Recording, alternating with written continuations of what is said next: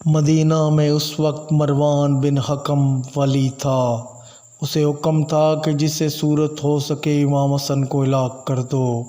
مروان نے ایک رومی دلالہ جس کا نام العوانیہ تھا کو طلب کیا اور اس سے کہا کہ تو جودہ بنت اشت کے پاس جا کر اسے میرا یہ پیغام پہنچا دے گے کہ اگر تو امام حسن علیہ السلام کو کسی صورت سے شہید کر دے گی تو مجھے میری طرف سے 1000 دینار اور 50 خلوت مصری عطا کرے گا اور اپنے بیٹے کے ساتھ تیرا عقد کر دے گا، اور اس کے ساتھ ساتھ 100 دینار نقد بھیج دیے۔ دلالہ نے عدو کی اور جودہ کے پاس جا کر اس سے وعدہ لے لیا۔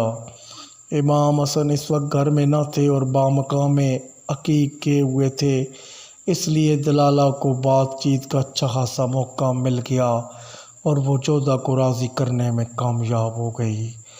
الغرض مروان نے زہر بھیجا اور جودہ نے امام حسن علیہ السلام کو شہد میں ملا کر دے دیا۔ امام علیہ السلام اسے کھاتے ہی بیمار ہو گئے اور فوراً روضہ رسول پر جا کر صحتیاب ہوئے۔ زہر تو آپ نے کھایا لیکن جودہ سے بدگمان بھی ہو گئے۔ آپ کو شبہ ہو گیا جس کی بنا پر آپ نے اس کے ہاتھ کا کھانا پینا چھوڑ دیا اور یہ معمول مقرر کر لیا کہ حضرت قاسم کی ماں یا حضرت امام حسین کے گھر سے کھانا منگا کر کھانے لگے۔ تھوڑے عرصہ کے بعد آپ جودہ کے گھر تشریف لے گئے۔ اس نے کہا کہ مولا، حوالی مدینہ سے بہت عمدہ خرمے آئے ہیں، حکم ہو تو حاضر کروں۔ آپ چونکہ خرمے کو بہت پسند کرتے تھے، فرمایا لے آؤ۔ وہ زہر آلود خرمے لے کر آئی اور پہچانے ہوئے دانے چھوڑ کر خود ساتھ کھانے لگی۔ امام نے ایک طرف سے کھانا شروع کیا اور وہ دانے کھا گئے جن میں زہر تھا۔ اس کے بعد امام حسین علیہ السلام کے گھر تشریف لائے اور ساری رات تڑپ کر بسر کی۔ صبح کو روضہ رسول پر جا کر دعا مانگی اور صحتیاب ہوئے۔ مدینہ منورہ میں آپ ایام عیاد گزار رہے تھے کہ اسوانیہ دلالہ نے پھر بادشاہ مروان جودہ سے سلسلہ جمبائی شروع کر دی اور زہر الہل ہی سے دے کر امام حسن کا کام تمام کرنے کی کوشش کی۔ امام حسن چونکہ اس سے بدگمان ہو چکے تھے، اس لیے اس کی حمد و رفت بند تھی۔ اس نے ہر چند کوشش کی کہ لیکن موقع نہ پا سکی۔ بالآخر شب 28 صفر کو اس جگہ جا پہنچی۔ امام حسن سو رہے تھے۔ آپ کے قریب حضرت زینب و ام کلثوم سو رہی تھیں۔ آپ کی آئنتی کنیزیں میوے خواب تھیں۔ جودہ اس پانی میں زہر ملا کر خاموشی سے واپس آ کر سڑانے رکھا ہوا تھا۔ اس کی واپسی کے تھوڑی دیر بعد ہی امام حسن کی آنکھ کھلی۔ آپ نے جناب زینب کو آواز دی اور کہا، اے بہن، میں نے ابھی اپنے نانا، اپنے پدر بزرگوار اور اپنی مادر گرامی کو خواب میں دیکھا ہے۔ وہ فرماتے تھے کہ اے حسن، تم کل رات ہمارے پاس ہوگے۔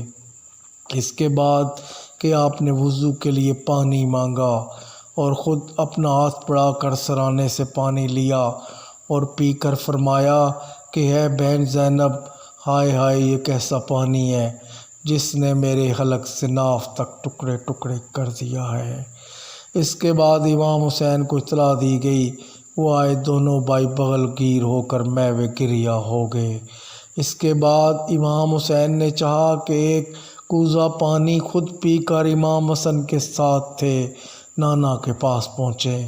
امام حسن نے پانی کے برتن کو زمین پر پٹک دیا، وہ چور چور ہو گیا۔ راوی کا بیان ہے کہ جس زمین پر پانی گرا تھا وہ ابلنے لگی تھی۔ الغرض تھوڑی دیر کے بعد امام حسن کو خون کی قے آنے لگی۔ آپ کے جگر کے ٹکڑے طشت میں آ گئے۔ آپ زمین پر تڑپنے لگے۔ جب دن چڑھا تو آپ نے امام حسین سے پوچھا کہ میرے چہرے کا رنگ کیسا ہے؟ کہا سبز ہے۔ آپ نے فرمایا کہ حدیث معراج کا یہی متقاضی ہے کہ لوگوں نے پوچھا کہ مولا حدیث معراج کیا ہے؟ فرمایا کہ شب معراج میرے نانا نے آسمان پر 2 کسر، ایک زمرد کا ایک یاقوت سرخ کا دیکھا۔ تو پوچھا کہ ہے جبرائیل یہ دونوں قصر کس کے لیے ہیں؟ انہوں نے عرض کی ایک حسن کے لیے دوسرا حسین کے لیے۔ پوچھا دونوں کے رنگ میں فرق کیوں ہے؟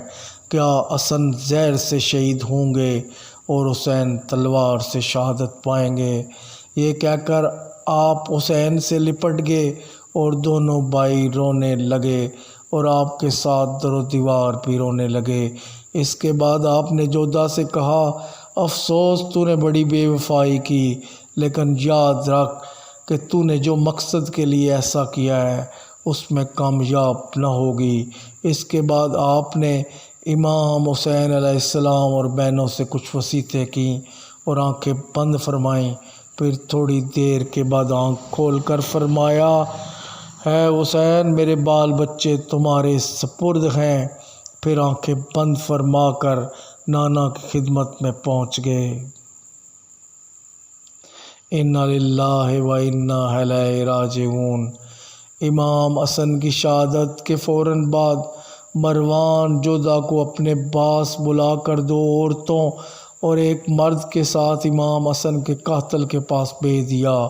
اس نے اس کے ہاتھ پاؤں بندھوا کر دریائے نیل میں یہ کہہ کر ڈلوا دیا کہ تو نے جب امام حسن کے ساتھ وفا نہیں کی تو تو میرے بیٹے کے ساتھ کیا وفا کرے گی؟